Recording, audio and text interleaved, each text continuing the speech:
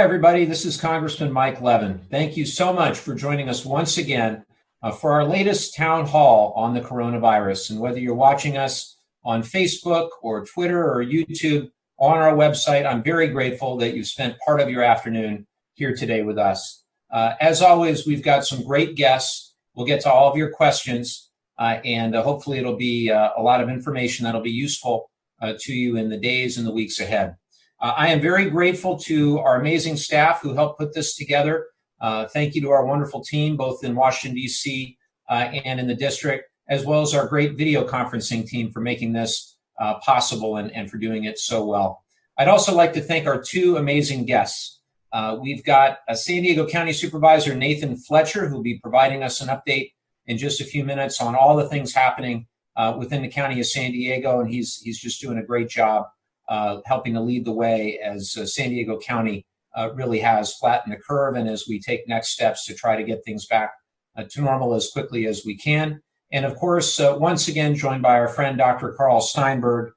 Very grateful to Dr. Steinberg. As many of you know, he is a leading hospice medical director in North County, really an expert on all things to do with aging and the elderly. Got his bachelor's degree from Harvard, went to The Ohio State University College of Medicine, and completed his family medicine residency at UC San Diego. Super grateful to you both for joining us. As always, the number one thing that we can do, as we've said week in and week out, is to follow those guidelines, whether it be from the county of San Diego, if you're watching us in Orange County, the county of Orange, the state of California. We've seen, of course, a lot of new things from the governor in just the last couple of days, and the Centers for Disease Control and Prevention in Washington, D.C. This week we've seen these numbers that have just been really stunning, and very sadly, we're now at or just over 60,000 deaths from COVID-19 in the United States. In my heart and my thoughts and prayers to every family that's had to deal with this directly. Just know that we're thinking of you. I think that our community is pulling through this as best as we can. We now have, as most of you know, well over 1 million cases of coronavirus in the United States. California has around 46,500 cases, around 1,873 deaths in California. San Diego County, and perhaps Supervisor can update us in a minute, but now over 3,000 cases, now over 100 deaths. Orange County, over 2,000 cases, around 42 deaths. Of course, a little bit of that is deceiving because San Diego County, as of last night, has tested over 40, I think it's around 48,000 people, whereas Orange County has tested around 27,000 people. So obviously there's some catching up for Orange County to do with regard to testing. But all these statistics are so much more than just numbers. They are loved ones, they are family members, they are mothers and fathers and sisters and brothers and sons and daughters. And again, our hearts go out to everyone that's impacted by this. I think every week we talk about new developments at the federal level, and there are certainly some updates this week as we went back to Washington last week to pass the fourth bill on coronavirus, all four bipartisan bills passing the House and the Senate and being signed into law by the president. The first bill was just on March 6th. It really wasn't that long ago when you think of it, that the House and Senate passed the first bill related to coronavirus, $8.3 billion in supplemental appropriation, largely for the vaccine. Then in the middle of March, we passed our second bill, roughly $200 billion to bolster paid emergency leave, paid sick leave, additional nutrition assistance, and more money for Medicaid. Then the third bill, which many of you know, the CARES Act, $2.2 trillion bill that was passed at the end of March. And it did a lot for both the public health crisis and for the economic crisis that we face. And as I've said many times, we cannot have a healthy economy unless we have healthy people. We will not be able to solve the economic crisis that we face for the long haul unless we solve the public health crisis that we face. So that's what the CARES Act intended to do, is to go after both problems, both crises at once. On the public health side, $100 billion for hospitals, roughly $20 billion for the VA, mostly for the VA health centers, another $16 billion to try to bolster our strategic stockpile of respirators, ventilators, and other PPE, and then $150 billion to help cities, states, counties, including about $15 billion that came to the state of California, and roughly $600 million that came to the city and the county of San Diego. I think that San Diego County has received somewhere on the order of $330 million is what I heard the other day. So we'll look forward to hearing more about that. We need to do a lot more on the public health side. I'm really encouraged that just this past week, we voted to expand an additional $75 billion of funding for our hospitals. I'd like to see a lot more of that money go to our community health centers and others that are serving the communities in the 49th that didn't receive funds the first time around, or not enough funds the first time around. And then another $25 billion for testing. So critically important. And we'll hear from both Dr. Steinberg and Supervisor Fletcher the ongoing efforts around testing and how critically important it is for standard diagnostic testing and antibody testing. Then the other aspect, the economic crisis. The CARES Act dramatically expanded unemployment insurance, adding an extra $600 a week for unemployment, meaning that in the state of California, your maximum unemployment benefit went from around $1,800 a month all the way up to $4,200 a month for 4 months through the duration of this pandemic.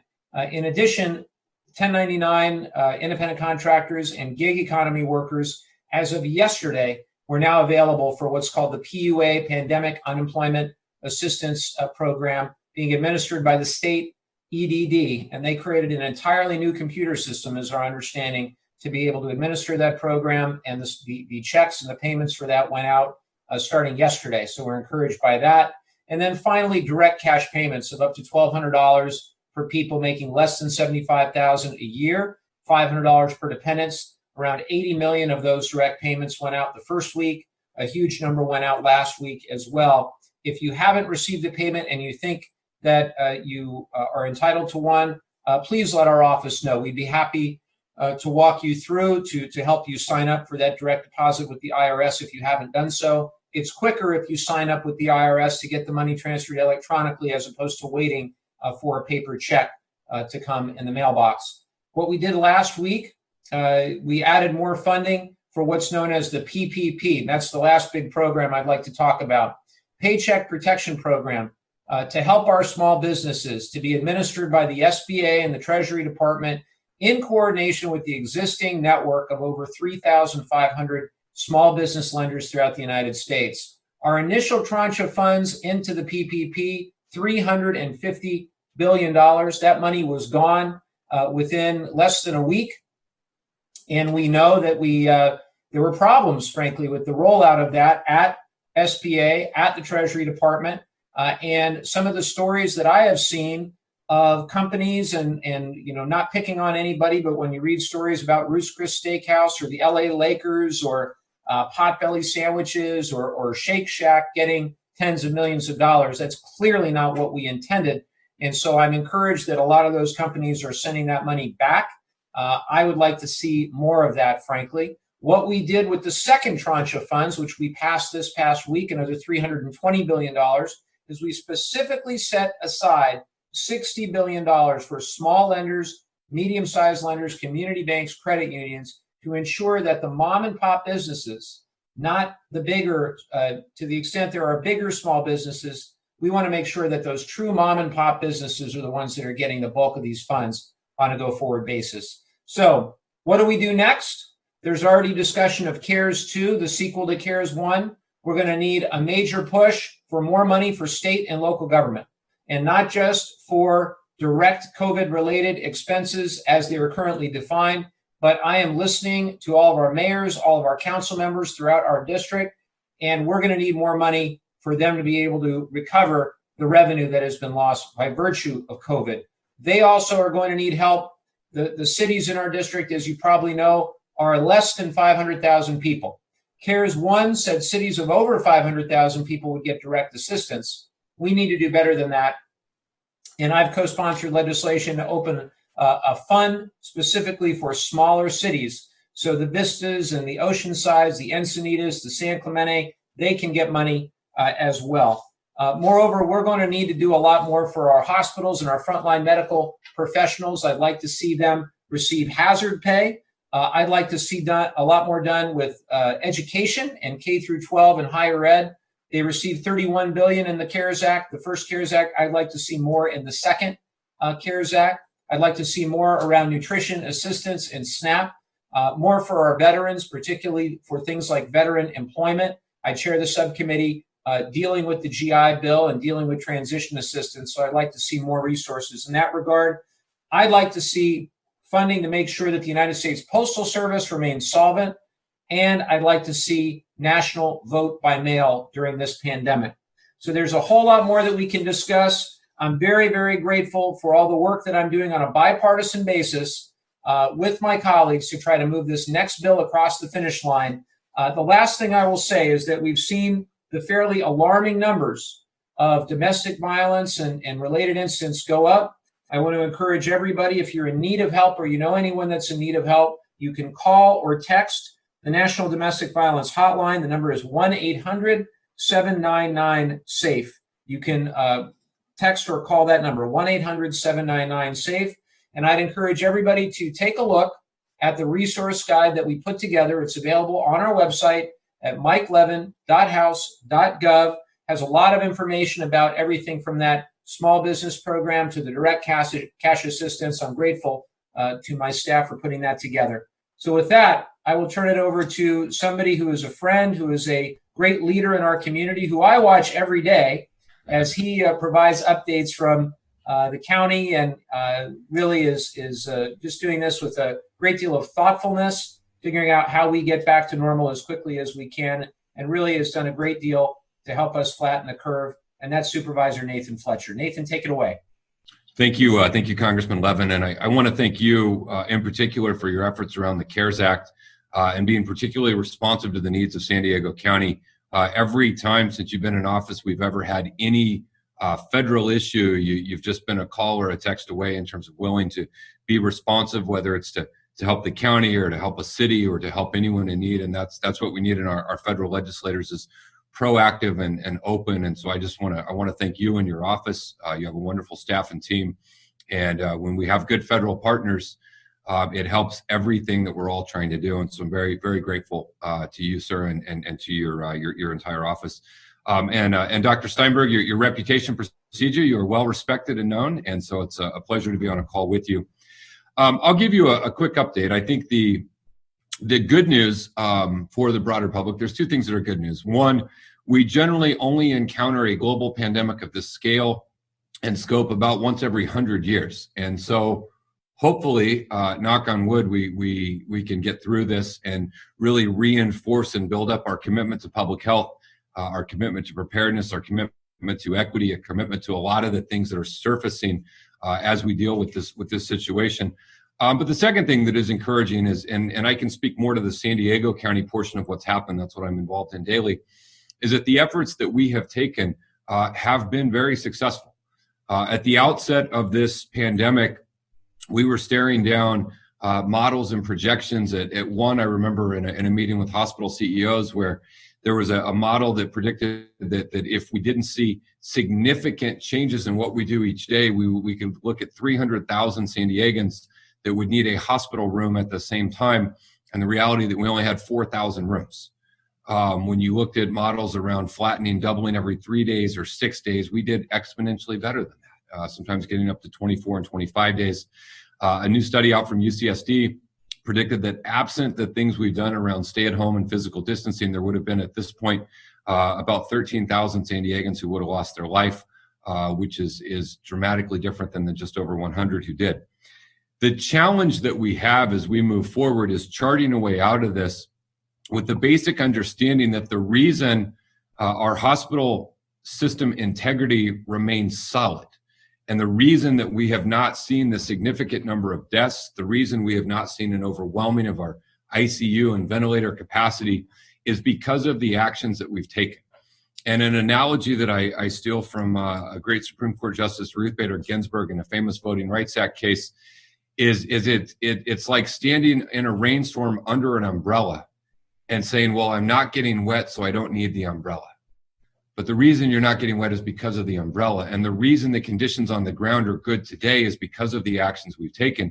And so we have to be very cautious and very thoughtful as we plot a path forward for how we change our posture in some of these actions. Because the coronavirus is just as contagious today as it was in February. And so what we hope as we begin to contemplate, as we begin moving forward, is we hope that two things. One, that our individual actions have changed in light of what we've been through. We hope that we will see widespread adherence to face coverings, which is going to be in the public health order that goes into effect tomorrow.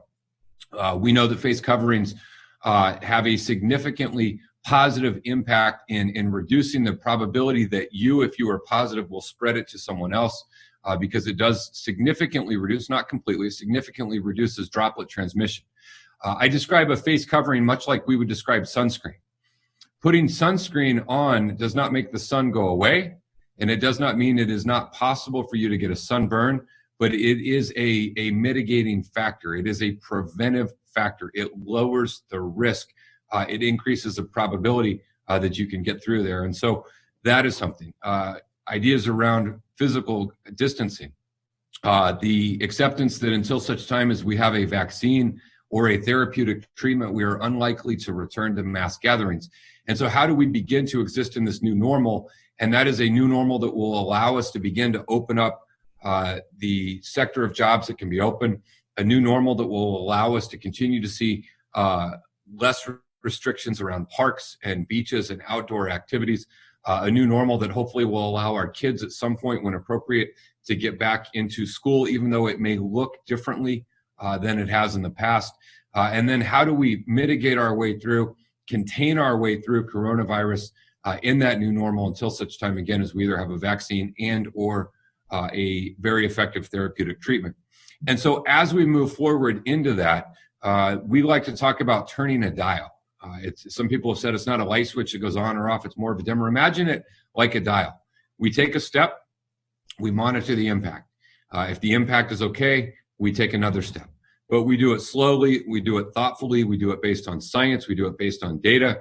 And the worst thing that we could do would be to replicate the example of the overwhelming majority of jurisdictions in the 1918 flu that had second waves that were significantly greater than their first wave. If we were to do that, we would be throwing away all of the sacrifice that has been made and all of the effort that has been taken if we just went back to normal and saw a tremendous outbreak. And we don't want to do that.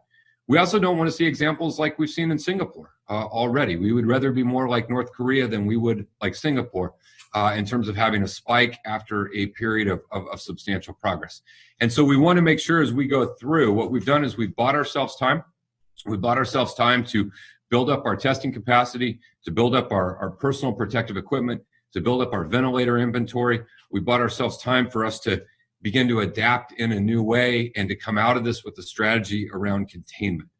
So what are the metrics and numbers that guide what we're doing? There are essentially two of them. There are a multitude of metrics that we measure each and every day, some weekly, surrounding epi curves, and some daily. But I think that the two most important ones are the health system utilization based on COVID-related patients being both COVID positive and COVID suspected.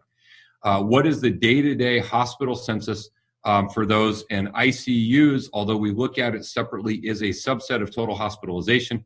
And so we look at that every day to see what are those trends. And we've been relatively flat, and that is an encouraging sign.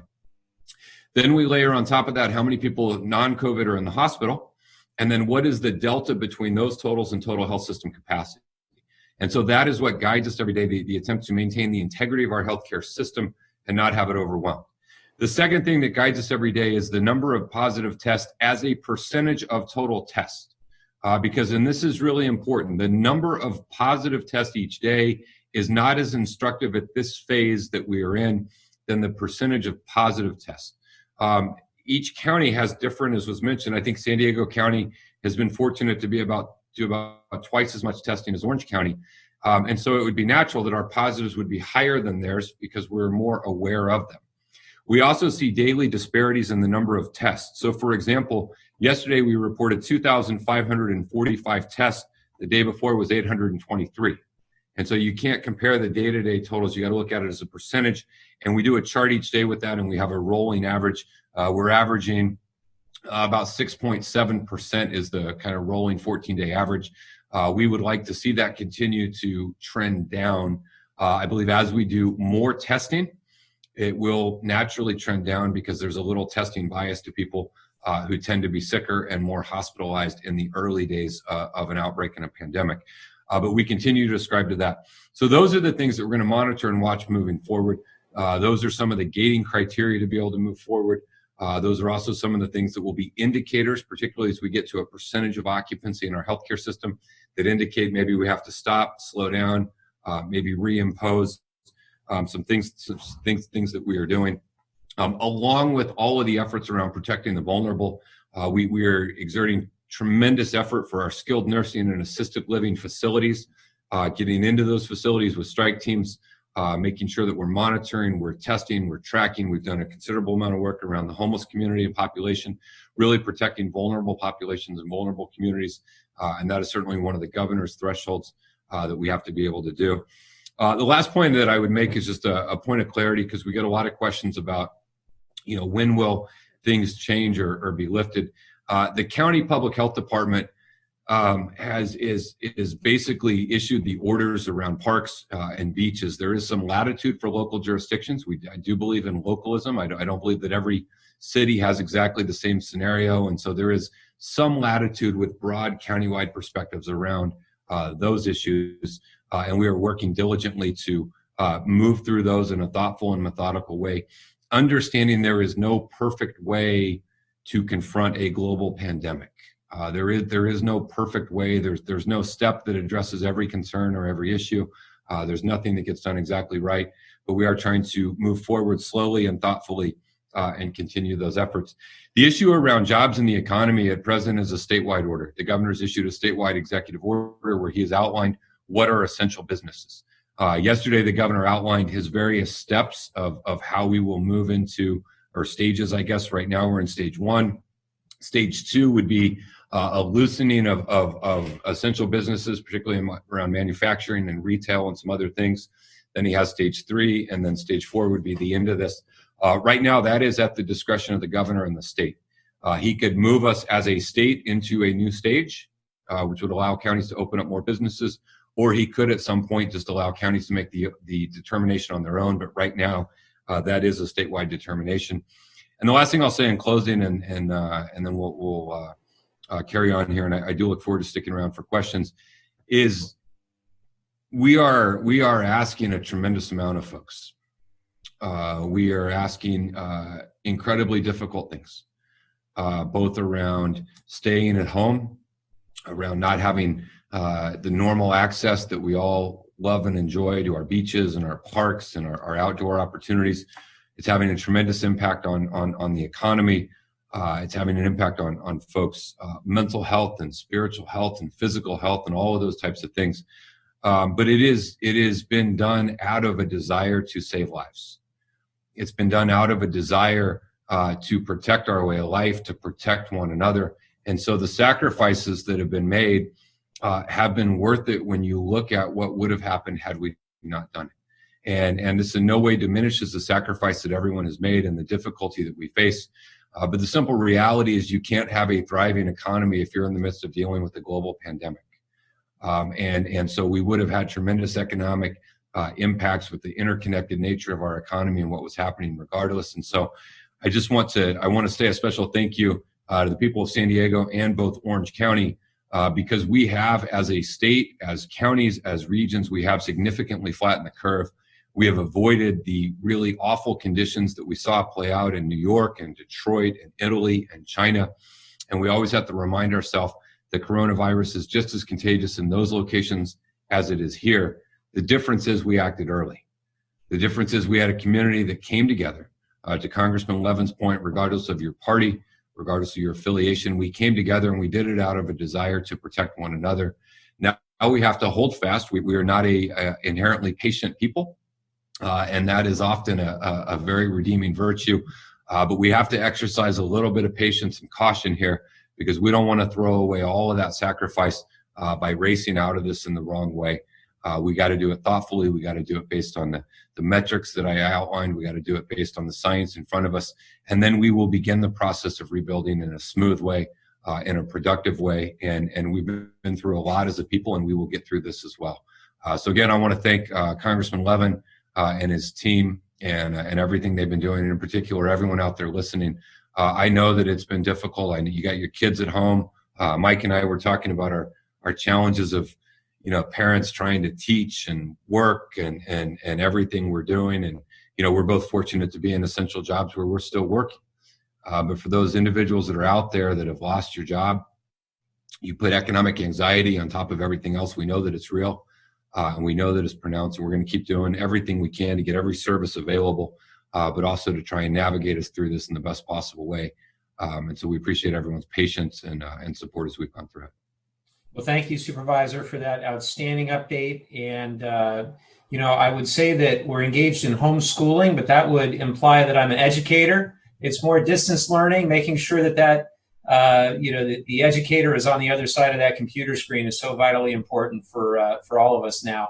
But so grateful for your leadership during this just unprecedented time, being a voice driven by science and by data, and balancing so many difficult circumstances right now. We're truly grateful to you for all that you're doing. And speaking of science and speaking of data and a good old-fashioned common sense, we've got Dr. Steinberg, who just does a wonderful job every week at providing some basic common sense answers to our medical questions and other questions related to the virus. And Dr. Steinberg, I just wanted to see if you had any opening remarks before we jump into the questions. I do. Thank you. And I'd like to echo everything Supervisor Fletcher said. That's a lot of wisdom that you just put out, and we very much appreciate what the county is doing. Before I forget, for people who have already had the coronavirus and would like to consider donating plasma, there's a way to do that. If you want more information about it, the website is uscovidplasma.org. So, they're looking for donors. So if you've had the illness, please consider being a plasma donor to help others. Excuse me. So in San Diego County, right, 3,300 cases, 112 deaths as of yesterday. We're seeing more of a rise in the number of positive tests, probably at least in part because we're doing more testing. But just for context, 112 deaths since this all started compared to 300 deaths in New York just, in the last 24 hours. So we're doing great. And I just want to echo, we really appreciate the fact that people are willing to make this sacrifice because we would be in a heap of trouble otherwise. And also, we don't want to flick the switch and all go back and then wind up with a terrible, second outbreak. So a few new things. There are some promising, results at Oxford about possible vaccine. They've found it to be effective in primates, and that's promising, right? There's a lot of steps between testing on primates and being safe and effective in humans, but it's really a step in the right direction. And so maybe we won't be looking at 12 months or later from now before we actually have an effective vaccine. So I'm a glass half full kind of guy. I'm hoping that comes true. There's also some slightly heartening results with the antiviral intravenous therapy called remdesivir. So that would only be for people who are really sick from it, but that's also something on a somewhat positive note.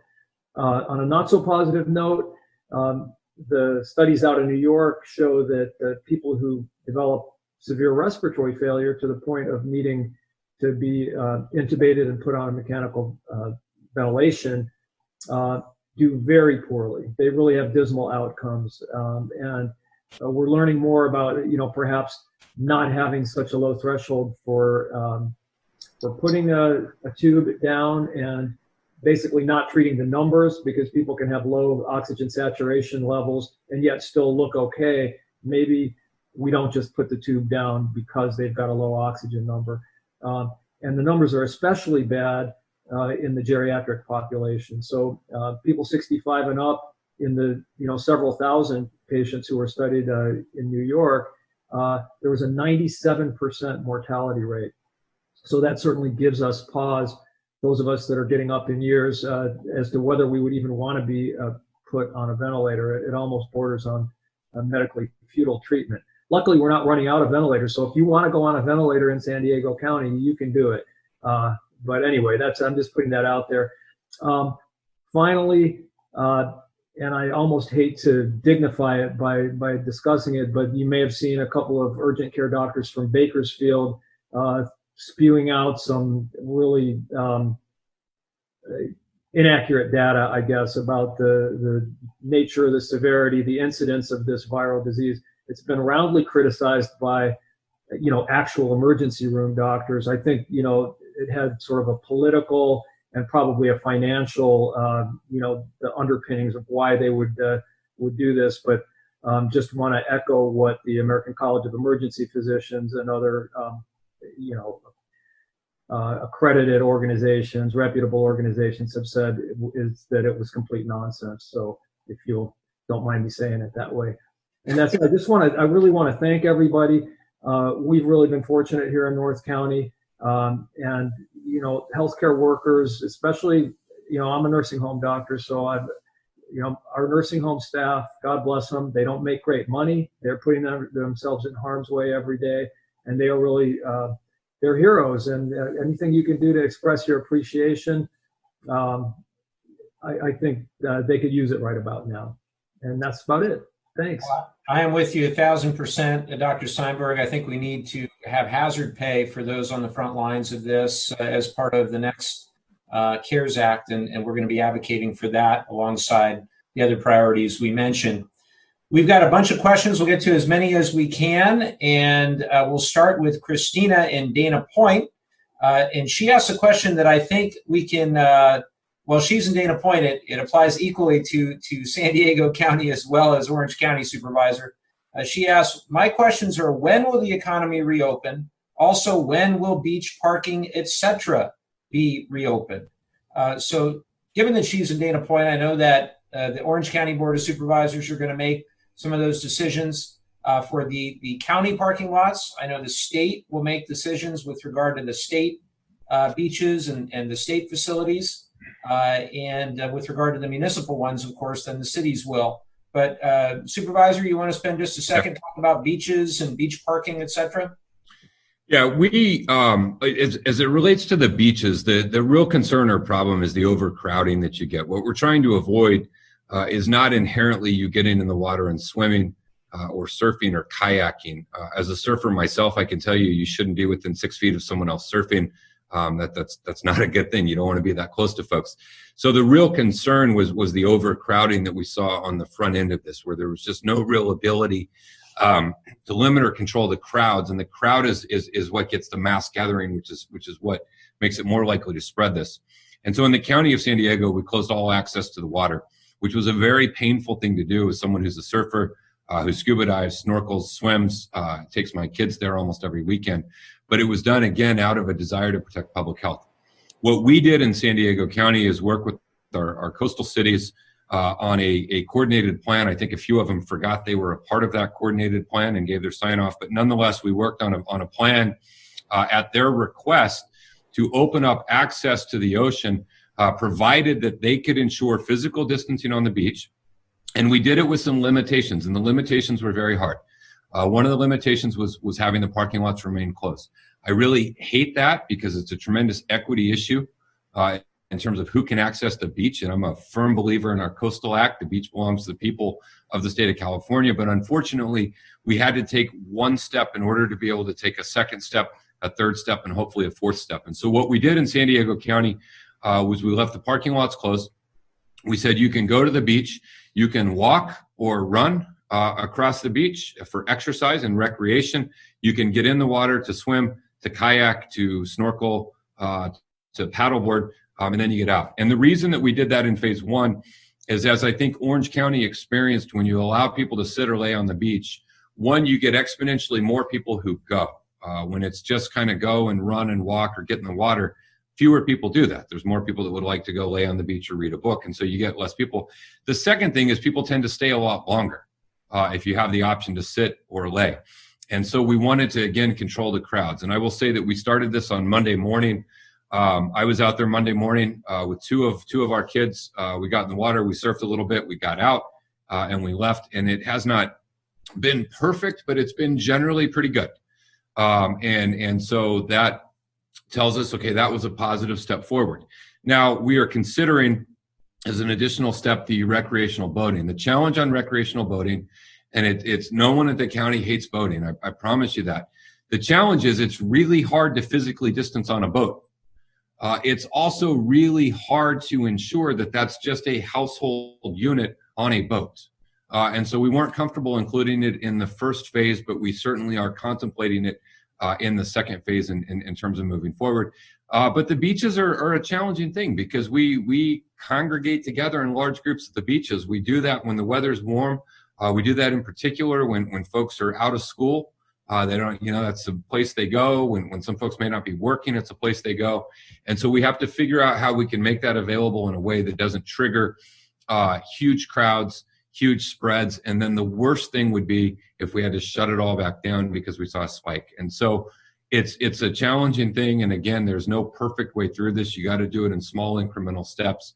And we're certainly navigating through as best we can as imperfect people in an imperfect situation. Thank you for that, Supervisor. Next question is from Phil.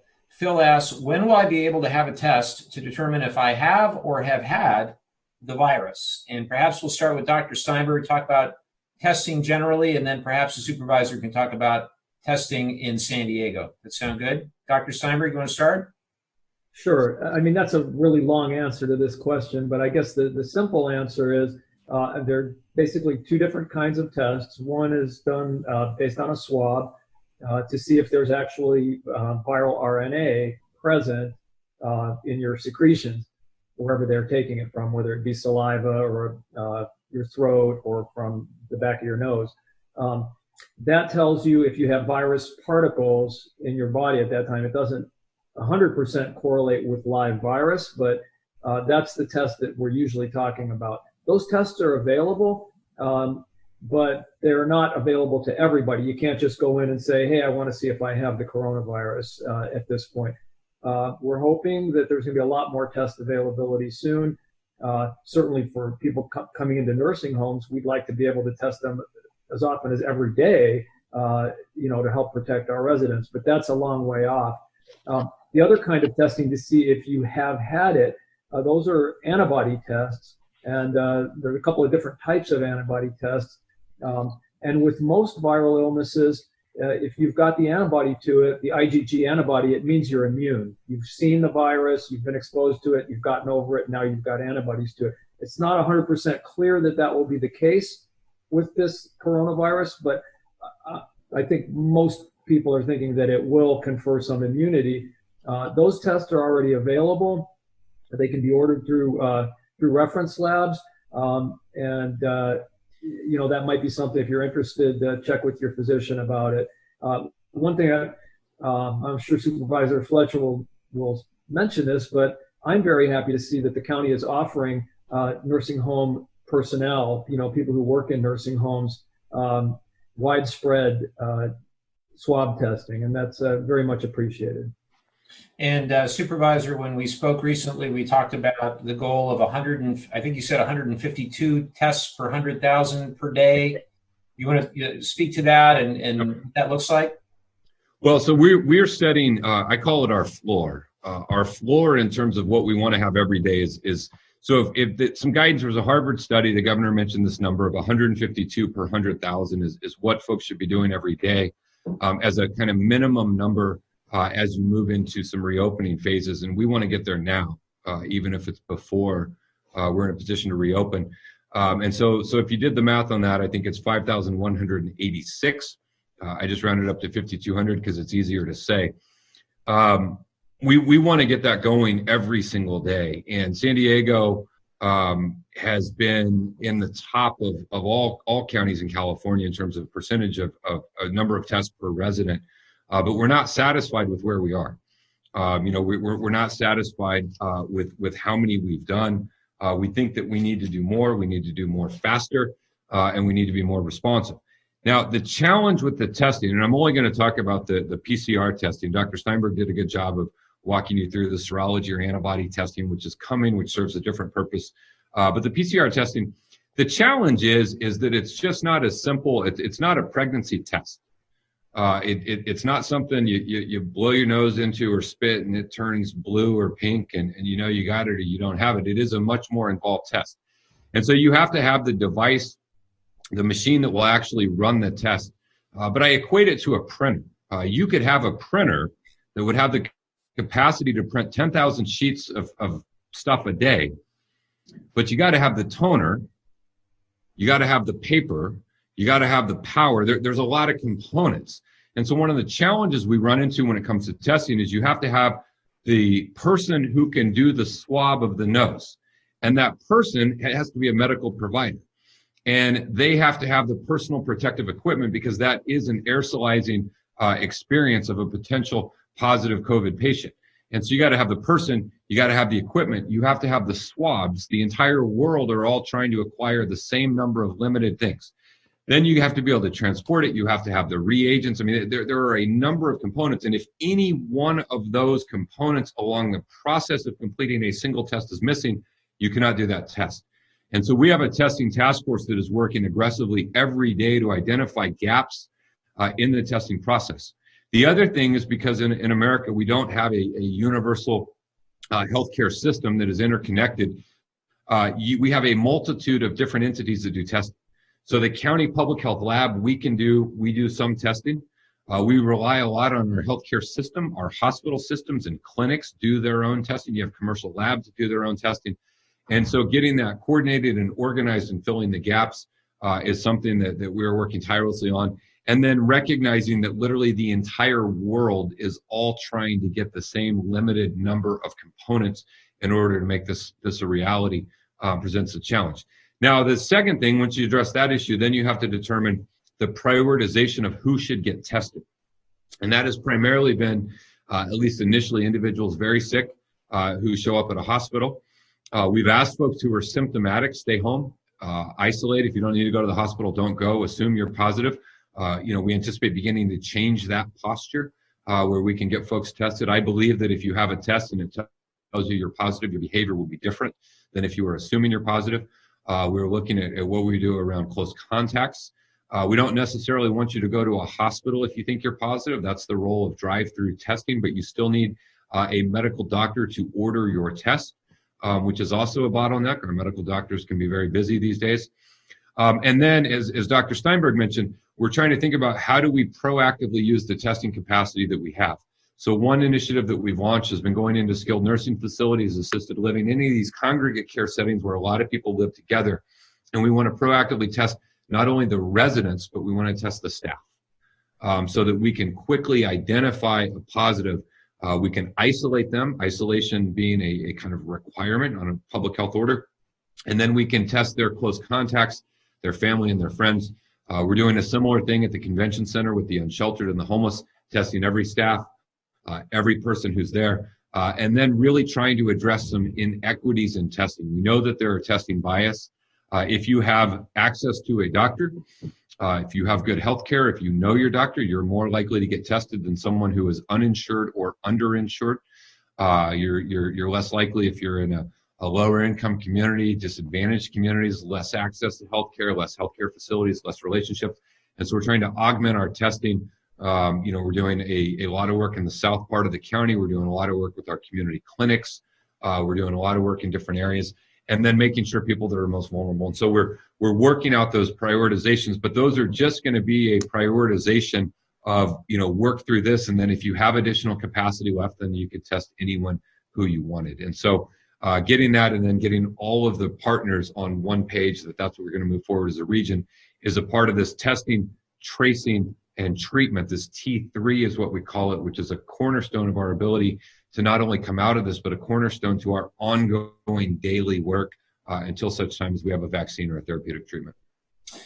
Thank you for that. The only thing I would add to all of this is that at the federal level, the bill that we passed last week requires the administration to report back to the Congress with a national testing strategy for both antibody testing and standard diagnostic testing.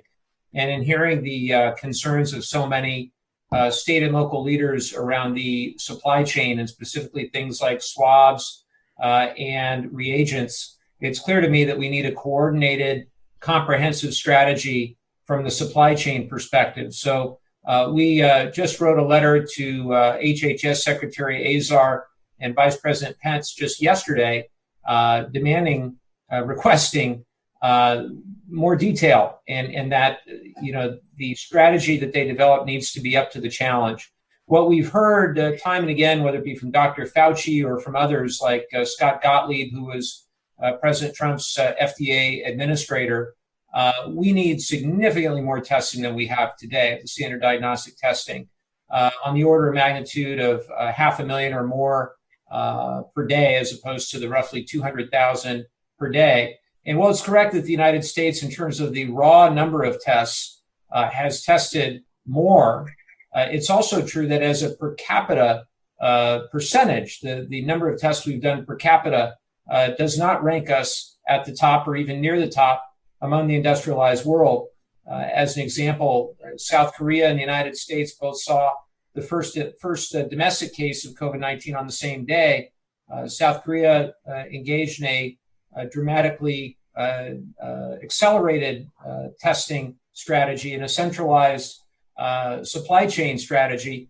And today, tragically, we have per capita 33 times more deaths in the United States, as of the numbers I just saw, as South Korea. And we have roughly twice or three times of many of our peer industrialized nations around the world. And testing has a lot to do with that. So we'll stay on it at the federal level to support the work of our great counties and our states to do whatever we can to try to help move the ball. Next, you talked about boating, Supervisor, and there's another question about that. Steve asks, the opening of boating in San Diego was excluded from the first phase of the lockdown as initially had been planned. Many of us go out solo or with our families, and that is a major stress relief. One option to open sooner is to do some variation of what Miami is doing with their boating regulations as they reopen them. Can you discuss the current plans and timing?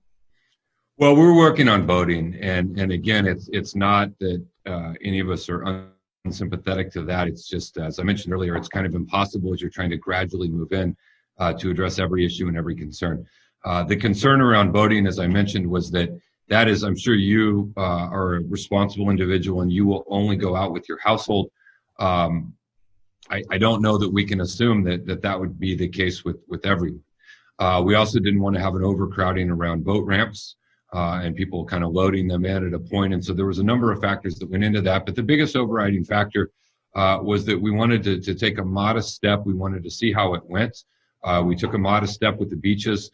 We are generally, not perfectly, but generally pleased with how that worked. And so now we're contemplating the ability to take another step. Boating is certainly an important part. It's certainly something we want to get to, and we hope to get to very quickly. So please, again, I understand the frustration.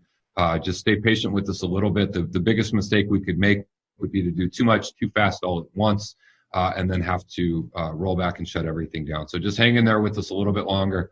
But rest assured, we're hearing from lots of folks about boating. But the decisions, again, have to be made based on the health system capacity, based on the percentage of positives, based on the doubling rate of hospitalizations and ICUs, and not based solely on pressure.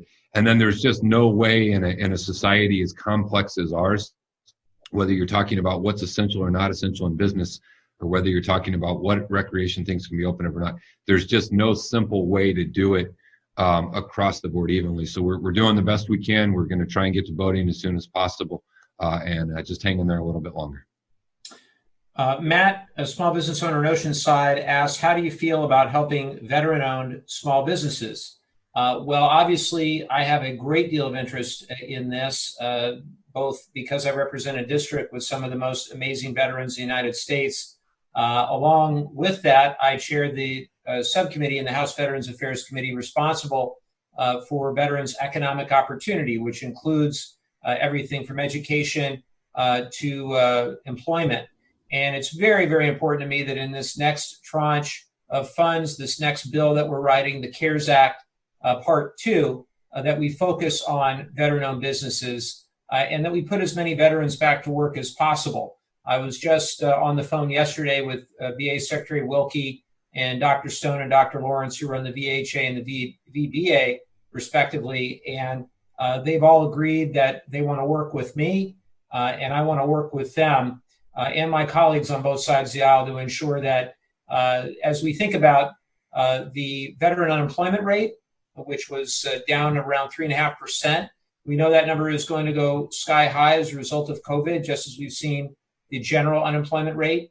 Everything that we can do to, fund things like the Veteran Business Outreach Centers, the Boots to Business programs, all those programs that we know that work, we're going to provide them with additional resources. And we've got, I think, a very strong bipartisan commitment. And then I'd like to see, as part of any infrastructure plan, a priority on hiring veterans who may have lost their job as a result of all this to really help us build, whether it be the water infrastructure, the electric grid, the broadband access.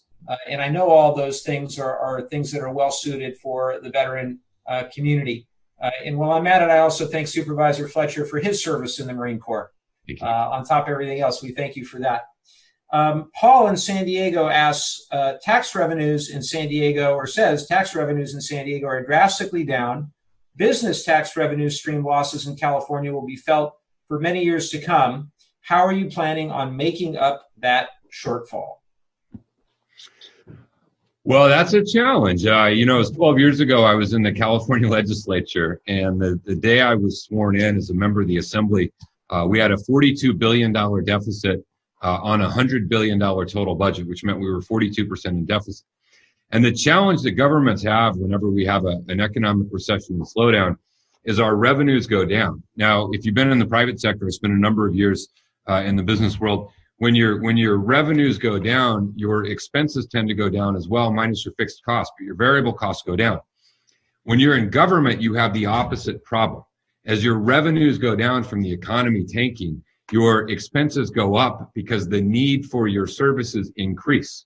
More people need help and assistance. More people need, the variety of safety net programs we provide. And so it presents a real challenge. It presents a even greater challenge for local governments because we are not allowed to deficit spend. And so that is just in the California Constitution. The state and local governments don't have that ability.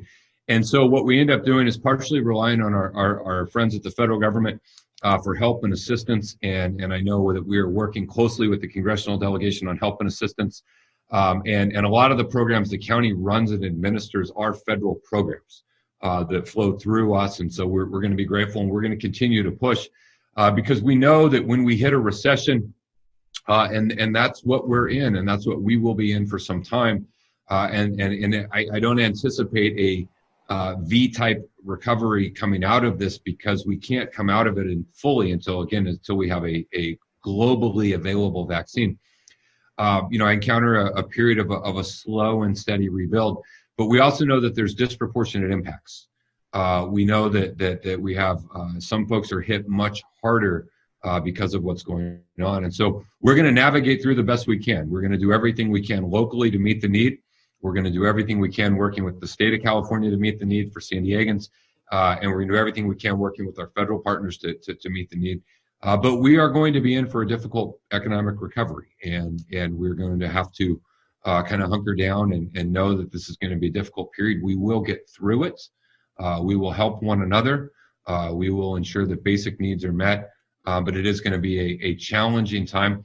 But perhaps in some instances, a time of opportunity, maybe things around infrastructure, around building housing, around, there are a number of things we could do that would be very creative that could help get people back to work. Well, I am absolutely committed, Supervisor, to ensuring that in the next round of federal assistance that we have a robust effort for state and local government. And we had a breakthrough a few days ago where Mitch McConnell, who had been staunchly opposed to doing anything additionally for state and local governments, has acknowledged the importance of that You remember that, as of last week, he was saying, things along the lines of let them go bankrupt.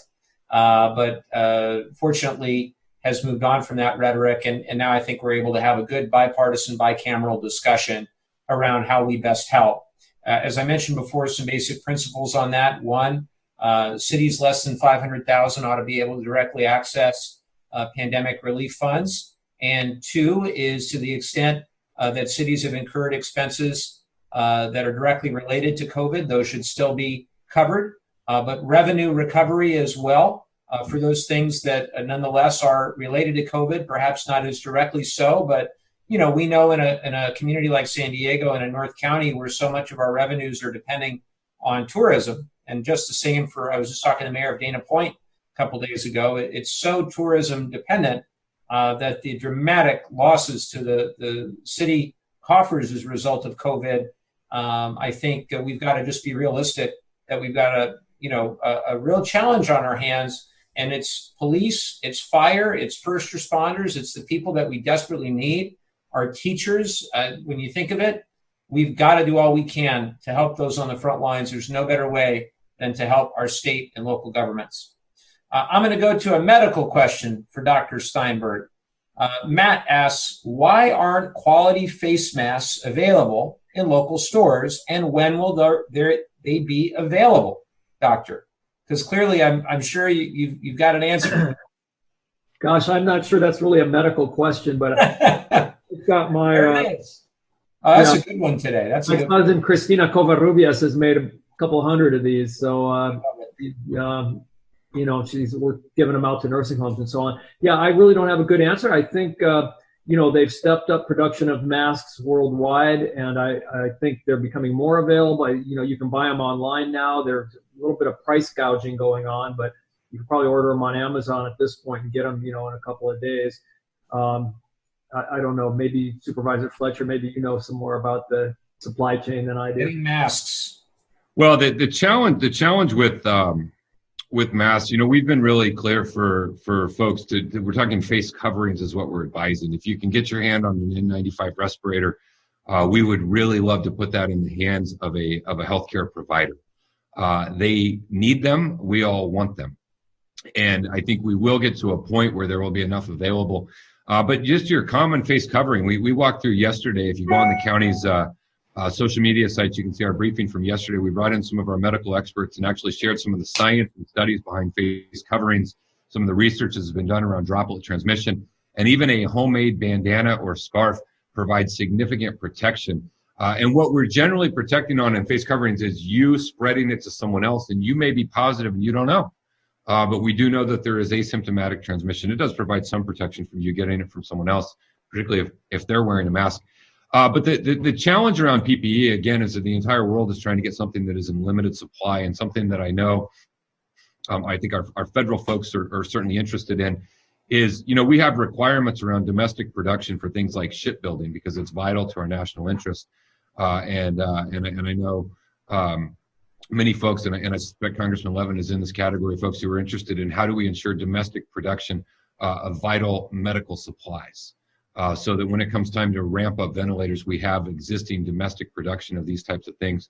And so we aren't dependent upon trying to get them from other places. And then the final point I'll just say is the state of California and the governor, I believe, is spending $1 billion to go out and secure some pretty large purchases of masks. We at the county are buying direct. We're not spending billions. We don't have that. We are spending millions and lots of millions where we are buying direct. And getting it in. We're now at almost 3 million individual items of personal protective equipment that we have distributed to our healthcare system partners. So we're going to continue to fight to get as much, and I think that the market will respond, and we will see an increase of what is available. And that market response in terms of making more available is also a key component of reopening, because you have to have enough personal, a hospital bed or a ventilator, again, like we talked about in testing, does not actually work unless you have the staff, the drugs, the pharmaceuticals, along with the PPE in order to accomplish it. So it is a big part, not just for regular folks who want it, but for making our whole system work. Fantastic. If we have time, guys, we'll just do a couple more questions, and then we'll move into our closing statements. And definitely want to respect Supervisor Fletcher's time because I know you got to go and update the county as you do every day. A couple medical questions for the doctor. Howard in San Juan Capistrano asks, when will the stay-at-home order be rescinded? There are therapies, hydroxychloroquine with Z-Pak and zinc, that work. So there is no longer a need for all of us to shelter in place. Yeah, well, I can't answer when the stay-at-home order will be rescinded. That's more of a question for these other folks on the call here. But with respect to the hydroxychloroquine and azithromycin, I don't think the data are really compelling. And in fact, there's certainly some evidence that the hydroxychloroquine in particular may do more harm than good for most people. These would be treatments that probably would be, at this point, only tried or should only be tried in kind of randomized controlled studies. If you chiropractor office in Vista be required that everyone wear facial covering starting May 1st. Right now, the assistants and half the patients are not wearing facial coverings, and there are many instances I have noted when people are not able to maintain the required 6 feet social distancing. Yeah, the public health order on face coverings goes into effect tomorrow. Initially, we've had a strong recommendation on face coverings for some time. A number of cities in San Diego County moved on their own to make it mandatory. We thought it made sense countywide, not necessarily because our numbers were going in the wrong direction, but as a preparation for the next phase. Preparation for the next phase, meaning as we begin easing restrictions, it's going to be a part of what we have to do. And sometimes it takes a little while to socialize. You know, it's an inconvenience. You kind of get through it and you realize it's not quite so bad. I remember when we did seatbelts were required, that was kind of the end of the world. And then once we got through it, we realized, well, it's actually not that bad. And so, starting on Friday, or not tomorrow, I'm sorry. Oh, the supervisor froze up there for a second. So I think he's getting ready to say that on May 1st, that's going to be the county order. And it's a little disappointing that a place like a chiropractor's office, it's kind of a healthcare facility, that they would not already be observing that. But let's hope they do now, because again, it will help prevent the spread in both directions. We'll go ahead and do another question. We'll see if Supervisor Fletcher's connection gets better. But this is a pretty interesting question from Steve. He says, our government and society lives with the understanding that life is full of risk. Why is it that the government solution to the coronavirus is to remove all risk when the likely outcome of this strategy will be the death of our economy and the increase of people living in poverty, which will kill more people than the coronavirus will? Well, Steve, it's a pretty interesting and philosophical question. What I can tell you is that I'm a believer that we've got to manage and understand the risks in a way that's responsible and driven by science. And the idea, and Dr. Steinberg can comment on this as well, but the idea behind flattening the curve from the outset has been to try to lower the burden on our hospital system, on our ICU bed capacity, on our ventilator capacity, to ensure that those hospitals and facilities are able to handle cases of COVID-19 as they come in. So that was philosophically the idea. Now, as we figure out how we reopen businesses, how we get people back to work, back to school, we've got to do so in a way where we don't unintentionally have a second wave of infection that would once again place that unacceptable burden on the hospital system. But I'd be happy, Dr. Steinberg, to get your thoughts on this as well. It's a tough balance. Yeah, I would just echo that. It's a super, that question we could probably sit here and talk about for an hour. But I do think there's good science behind it. I'm a believer in science. And I think there are people who are going to suffer economically. I think your question, are there going to be more suicides because people, and more mental health issues because of this? Probably so. On balance, I think, we're doing the right thing. And when you compare what's going on here with what's gone on in other countries or other parts of our country, it's clear that this really is helping. And unfortunately, there are going to be some victims, I think, of the the stay-at-home orders and the severe damage that this has done to a lot of businesses. But I think on balance, we're saving lives, right? And lives are precious. I think we're saving a lot more lives by handling it the way that we've decided to handle it. And, again, as a nursing home doctor, those lives are still precious. And, you can see what happens when this virus gets loose in a nursing home. And they've been really just disproportionately impacted, right? I mean, out of the deaths in our country, about over 20% of them have occurred in long-term care settings. And they represent less than 0.5% of the population. So it's like a 40-fold increase. And, I think, we got to take care of everybody, the most vulnerable people and the most healthy people. And it's a little bit of a balancing act. I feel like the decision that's been made has been the right decision. All the personal liberty stuff, there's lots of ways you can debate this, but again, this is coming from a scientific standpoint. There's economic issues involved, and I think much greater minds than any of ours. This is what they've come up with, and I'm fortunate to be able to abide by it, and I really appreciate everybody that's listening right now continuing to abide by it. And as we start to turn that dial, let's stay safe and wear those masks and don't touch our face and wash our hands and do all that other good stuff. Well, I agree with all of that. I think it is a balance, and it's not easy. And what we've tried to do in Washington is to try to respond to both the public health crisis and the economic crisis as best as we can, with the recognition that it's going to be very difficult for us to come back in the long term economically unless we have healthy people and unless we've defeated the worst of this pandemic. Don in San Clemente asks, my understanding is that the funds available through the Payment Protection Program were not supposed to be tied to having a business account at any specific bank. Yet every bank I've contacted has stated that they're only taking applications from individuals who have had a business account at their particular bank as of February this year. Can you elaborate? And will there be a fix for this in future relief packages? So, Don, you're absolutely right. When we develop programs, sometimes the execution is not consistent with the intent.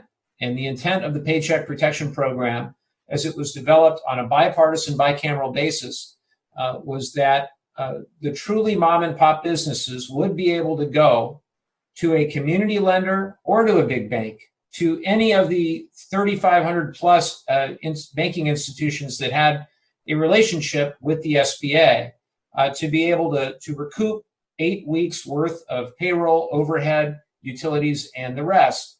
And what we saw was, with the rollout, first, SBA and the Treasury Department did not get the guidance early enough to the lenders. Second, different lenders looked at the program very differently from one another. You had certain of the big banks that were willing to work with their customers and willing to even take on new business. You had others that, frankly, were not, and that did not abide by the spirit or the letter of what we intended with the Paycheck Protection Program. So a lot has been written, a lot of criticism fairly has gone against those institutions. What we did with the second tranche of the PPP is we demanded that a certain amount of money, and we came to $60 billion, be set aside specifically for the smaller lenders, the community lenders, who day in and day out are working with those truly mom and pop businesses, because it shouldn't be whether you're well connected. It shouldn't be whether you have access to the biggest banks and whether you've got pre-existing relationships with big lenders. It ought to be the need that you have for those funds to keep your business afloat during this crisis. So you're absolutely right. And the last thing I'll say is my office stands ready, willing, and able to help any business owner.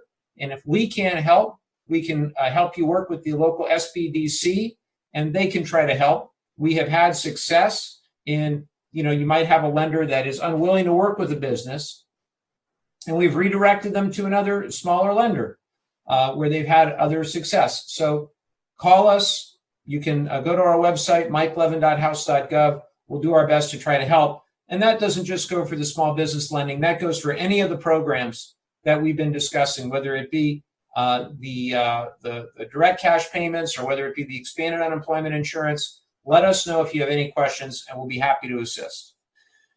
So we're about out of time, Dr. Steinberg. I want to thank you again, and I thank Supervisor Fletcher as well. I'm so sorry that his connection got cut off there, but I know he's going to be updating the County of San Diego, I think in about 15 minutes, as he does pretty much every day. But Dr. Steinberg, I wanted to turn it to you. Obviously, it's been a very difficult week in terms of the data at a national level, now seeing the over the millionth case and now seeing over 60,000 people that have died.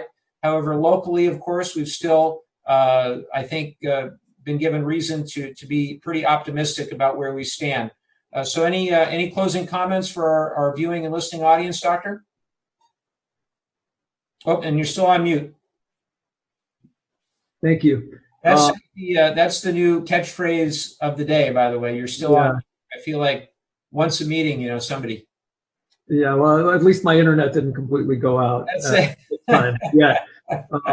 So I just wanted to reiterate that if anyone listening now, or if you know anybody who did have COVID, they're looking for plasma donors to help others. So that website again is uscovidplasma.org. So it'd be great if you know anybody, they're looking to use the plasma with antibodies and so on.